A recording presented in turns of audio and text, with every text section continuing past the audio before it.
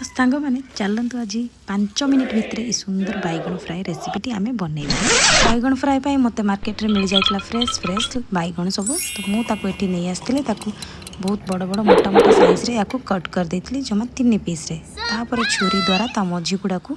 एमती हल्का हल्का करके कट कर देती जमती मसला गुड़ाक ता भीतर को सब एंटर कर मुझे पानी रे डिप करदेली जमी बैगन गुड़ा कड़ा न पड़े तापर गोटे जगार अल्प किसी सोरिष मसला से हलदी लंका गुंड कि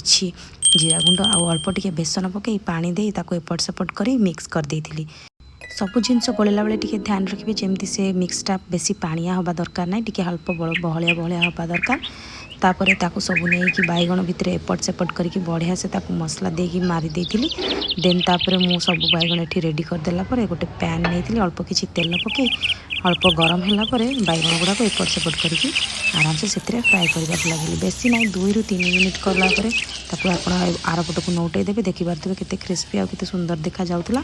तो पाखापाखि 5 मिनिट भितर ही मो बैगन भजाटा बहुत सुंदरली रेडी हो जाता मुझे सर्व कर देती भात सांगे